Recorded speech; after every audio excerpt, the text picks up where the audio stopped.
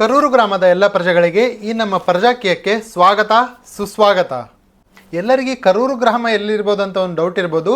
ಇದು ಬಂದು ಕರ್ನಾಟಕ ರಾಜ್ಯದ ಬಳ್ಳಾರಿ ಜಿಲ್ಲೆಯ ಸಿರುಗುಪ್ಪ ತಾಲೂಕಿನ ಕರೂರು ಗ್ರಾಮ ಪಂಚಾಯತಿ ಅಡಿಯಲ್ಲಿ ಬರುತ್ತದೆ. ಇದರ ಪಿನ್ ಕೋಡ್ ಬಂದು 583120. ಇದರ ಅರ್ಥ ಈಗ ನಮ್ಮ ಕರೂರು ಗ್ರಾಮದಲ್ಲಿ ಈ ಪ್ರಜಾಕೀಯ ಹೆಜ್ಜೆ ಇಟ್ಟಾಗಿದೆ. ಯಾವುದೇ ಗ್ರಾಮದಲ್ಲಾಗ್ಬೋದು, ಈ ಪ್ರಜಾಕೀಯ ಅಂತ ಬಂದ ಕೂಡಲೇ ನಮಗೆ ಎಲ್ಲರಿಗೂ ಕೆಲವು ಪ್ರಶ್ನೆಗಳು ಉಟ್ಕೊಳ್ಳುತ್ತೆ. ಆ ಕೆಲವು ನಾರ್ಮಲ್ ಆಗಿ ಈ ಪ್ರಜಾಕೀಯದ ಬಗ್ಗೆ ಜನ ಏನೇನು ಮಾತಾಡ್ಬೋದು, ಈ ಥರ ಏನೇನು ಮಾತಾಡಿದ್ದಾರೆ ಇದ್ರ ಬಗ್ಗೆ ಇವಾಗ ನೋಡೋಣ. ಆಲ್ರೆಡಿ ಭಾಳ ಪಾರ್ಟಿಗಳದಾವಪ್ಪ ನಮ್ಮೂರಾಗ, ಮತ್ತೆ ಈ ಪ್ರಜಾಕೀಯ ಏನು ಮಾಡ್ತದೆ ಈ ಪ್ರಜಾಕೀಯ ಬಂದು? ಲೇ ಡ್ಯಾನಿ, ಇಲ್ಲಿ ಯಾವನೋ ನಮ್ಮೂರಾಗ ಪ್ರಜಾಕೀಯ ಸ್ಟಾರ್ಟ್ ಮಾಡ್ತದೇನಂತಲೇ. ಯಾರು ಪ್ರಜಾಕೀಯ ಮಾಡಲಿ ಗಿಜಾಕೀಯ ಮಾಡಲಿ, ನಮ್ಮ ಜಾತಿಯ ನಾಯಕ ಮತ್ತು ನಮ್ಮ ಪಕ್ಷದ ನಾಯಕನಿಕಿನ್ನ ಜಾಸ್ತಿ ಯಾರು ಬರಂಗಿಲ್ಲಲೇ. ವೇಸ್ಟ್ಲೇ ಇವರೆಲ್ಲ. ಇಲ್ಲಿ ಊರಾಗಿರೋ ಪಾರ್ಟಿಗಳಿಗೆ ಗತಿ ಇಲ್ಲ, ಮತ್ತು ಈ ಪ್ರಜಾಕೀಯಕ್ಕೆಲ್ಲ ಯಾರು ಸಪೋರ್ಟ್ ಮಾಡ್ತಾರ, ಏನು ಸಮಾಚಾರ? ಆ್ಯಕ್ಚುಲಿ ಈ ಪ್ರಜಾಕೀಯದ ಕಲ್ಪನೆ ಭಾಳ ಚೆನ್ನಾಗಿದೆ. ಇದೊಂದು ಉಪೇಂದ್ರ ಅವರ ಒಂದು ಕಾನ್ಸೆಪ್ಟ್ ನಾನು ನೋಡಿದ್ದೀನಿ. ಇದು ಊರಲ್ಲಿ ಬರೋದ್ರಲ್ಲಿ ಏನೂ ತಪ್ಪಿಲ್ಲ, ನಾವು ಈ ಪಾರ್ಟಿಗೆ ಸಪೋರ್ಟ್ ಮಾಡ್ಬೋದು. ಈ ಪ್ರಜಾಕೀಯದವ್ರು ಎಲ್ಲ ಓಟ್ ಹಾಕಕ್ಕೆ ರೊಕ್ಕ ಕೊಡಂಗಿಲ್ಲ ಅಂತಪ್ಪ, ಸುಮ್ಮನೆ ಪುಗ್ಸೆ ಓಟ್ ನಾವಕ್ಕೆ ಹಾಕ್ಬೇಕು. ಎಲ್ಲ 500,000 2,000 ಕೊಡ್ತಾರೆ, ಅವ್ರಿಗೆ ಹಾಕಿದ್ಬಿಟ್ಟು ಪುಗ್ಸೆಟ್ ಹಾಕ್ಬೇಕು. ಯಾವಾಗ ಗೆಲ್ತಾರೋ ಏನೋ, 150 ವರ್ಷ ಆಗ್ತೈತಿ ಇವ್ರ ಪಾರ್ಟಿ ಬರೋಷ್ಟೊತ್ತಿಗೆ. ಈ ಎಲ್ಲ ಪ್ರಶ್ನೆ, ಎಲ್ಲ ಗೊಂದಲಗಳ ಮಧ್ಯೆ ನಮಗೆ ಒಂದೇ ಒಂದು ಪ್ರಶ್ನೆ ಇದೆ ಎಲ್ಲರಿಗೆ. ಏನಪ್ಪ ಅಂತಂದರೆ, ಇಷ್ಟಕ್ಕೂ ಈ ಪ್ರಜಾಕೀಯ ನಮ್ಮ ಕರೂರು ಗ್ರಾಮಕ್ಕೆ ಬೇಕಾ? ಯಾಕೆ ಬೇಕು? ಈ ಪ್ರಜಾಕೀಯ ಅಂದರೆ ಏನು? ಸೊ ಇದ್ರ ಬಗ್ಗೆ ನಾವು ತಿಳ್ಕೊಳ್ಳುವಂಥ ಸಮಯ ಬಂದಿದೆ.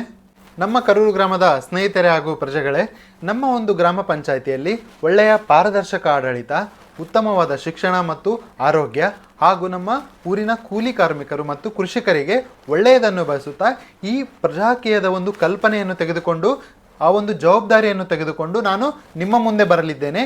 ಈಗ ನಮ್ಮ ಗ್ರಾಮ ಪಂಚಾಯತಿಯಲ್ಲಿ ಆಗ್ಬೋದು, ಬೇರೆ ಗ್ರಾಮ ಪಂಚಾಯತಿಯಲ್ಲಿ ಆಗ್ಬೋದು, ಅಲ್ಲಿ ವ್ಯವಸ್ಥೆ ಹೇಗಿದೆಯಪ್ಪ ಅಂತಂದರೆ, ಇವಾಗೂ ನಮಗೆ ರಾಜರ ವ್ಯವಸ್ಥೆ ಇದೆ. ನಮ್ಗೆ ಏನೇ ಬೇಕಂತಂದ್ರೂ ಯಾರೋ ಒಬ್ಬರ ಮುಂದೆ ಹೋಗಿ ಕೈ ಮುಗಿದು ಕೂತ್ಕೋಬೇಕು. ಸೊ ಇವಾಗ ನಮ್ಮದು ಕಾನ್ಸೆಪ್ಟ್ ಏನಪ್ಪ ಅಂತಂದರೆ, ಈ ಪ್ರಜಾಕೀಯದಲ್ಲಿ ಆಗಿರಲ್ಲ. ಇದು ನಿಮ್ಮ ಕೈಯಲ್ಲಿರುತ್ತೆ. ಈ ಅಧಿಕಾರ ಅನ್ನೋದು ಪ್ರಜೆಗಳ ಕೈಯಲ್ಲಿರುತ್ತೆ. ಈ ಅಧಿಕಾರ ಪ್ರಜೆಗಳ ಕೈಯಲ್ಲಿ ಹೇಗೆ ಬರುತ್ತೆ?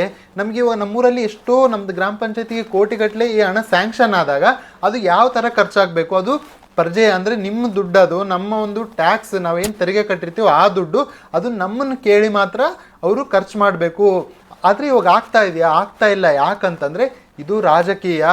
ಸೊ ನಾವು ಯಾವಾಗ ನಮ್ಮೂರಲ್ಲಿ ಈ ಪ್ರಜಾಕೀಯ ಬಗ್ಗೆ ಒಂದು ಎಲ್ಲರಿಗೆ ಅರಿವು ಮೂಡುತ್ತೋ, ನಮಗೆಲ್ಲ ಇಲ್ಲಿ ಒಂದು ಏನು ಅರ್ಥ ಆಗಬೇಕಪ್ಪ ಅಂತಂದರೆ, ನಮ್ಮ ಒಂದು ಪ್ರಜಾಕೀಯದ ವಿಚಾರದ ಪ್ರಕಾರ ನಮ್ಮ ಗ್ರಾಮ ಪಂಚಾಯತಿಯಲ್ಲಿ ಪ್ರತಿ ವರ್ಷ ಇಷ್ಟಂತ ಒಂದು ಬಜೆಟ್ ಏನು ಬರುತ್ತೆ, ಇಷ್ಟಂತ ಒಂದು ನಮಗೆ ದುಡ್ಡು ಏನು ಬರುತ್ತೆ, ನಮ್ಮದೊಂದು ಗ್ರಾಮ ಪಂಚಾಯತಿ ಖರ್ಚು ಮಾಡೋಕ್ಕಾಗ್ಬೋದು ಅಥವಾ ನಮ್ಮೂರಿಗೆ ಖರ್ಚು ಮಾಡೋಕ್ಕಾಗ್ಬೋದು, ಅದು ಇವಾಗ ಯಾವ ಥರ ಖರ್ಚಾಗ್ತಾ ಇದೆ ಅಂತಂದರೆ, ಯಾರೋ ಒಬ್ರು ಲೀಡರ್ಸ್ ಇರ್ತಾರೆ, ಅವರಿಗೆ ಎಲ್ಲೆಲ್ಲಿ ಏನೇನು ಬೇಕು ಪ್ರಾಜೆಕ್ಟ್ ಅವ್ರಿಗೆ ತಿಳ್ದಂಗೆ ಮಾಡ್ತಾ ಇದ್ದಾರೆ.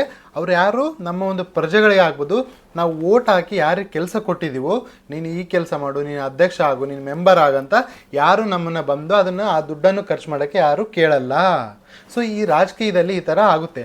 ಅದೇ ಪ್ರಜಾಕೀಯದಲ್ಲಾದರೆ ನಿಮಗೆ ಪ್ರತಿಯೊಬ್ಬರು, ಅವರು ಮೆಂಬರ್ ಆಗಿರ್ಬೋದು, ಅಧ್ಯಕ್ಷರಾಗಿರ್ಬೋದು, ಉಪಾಧ್ಯಕ್ಷರಾಗಿರ್ಬೋದು, ಅವರೊಂದು ಯಾವುದೇ ಪದವಿಯಲ್ಲಿದ್ರೂ ನಿಮ್ಮ ಹತ್ರ ಬಂದು ಕೇಳ್ತಾರೆ.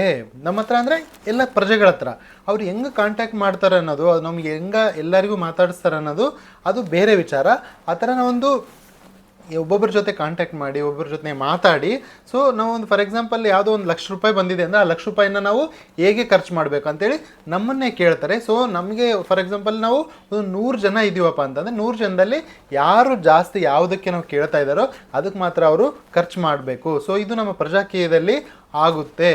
ಇಂದಿನಿಂದ ಪ್ರಜಾಕೀಯ ಕರೂರ್ ನಮ್ಮ ಯೂಟ್ಯೂಬ್ ಚಾನಲ್ನಲ್ಲಿ ಈ ಪ್ರಜಾಕೀಯದ ಬಗ್ಗೆ ಅರಿವು ಮೂಡಿಸುವುದು ಹಾಗೂ ಇದರ ಒಂದು ಮಾಹಿತಿಗಳನ್ನು ಹೇಳುವುದು, ಮತ್ತು ನಮಗೆ ನಮ್ಮ ಕರೂರು ಗ್ರಾಮವನ್ನು ನಾವು ಈ ಪ್ರಜಾಕೀಯ ಎಂಬ ವ್ಯವಸ್ಥೆಯಿಂದ, ಈ ಪ್ರಜಾಕೀಯ ಎಂಬ ಕಲ್ಪನೆಯಿಂದ ಹೇಗೆ ನಾವು ಒಂದು ಒಳ್ಳೆಯ ವಾತಾವರಣ ಹಾಗೂ ಒಳ್ಳೆಯ ಶಿಕ್ಷಣ, ಆರೋಗ್ಯ ಇದೆಲ್ಲವನ್ನು ನಮ್ಮ ಪ್ರಜೆಗಳಿಗೆ ತಲುಪಿಸಬಹುದು, ಇದರ ಬಗ್ಗೆ ಒಂದು ನಾವು ಅವೇರ್ನೆಸ್ ಮೂಡಿಸುವುದು, ಈ ಒಂದು ವಿಚಾರವನ್ನು ಹೇಳುವಂಥ ಕೆಲಸವನ್ನು ಮಾಡುತ್ತಿದ್ದೇವೆ.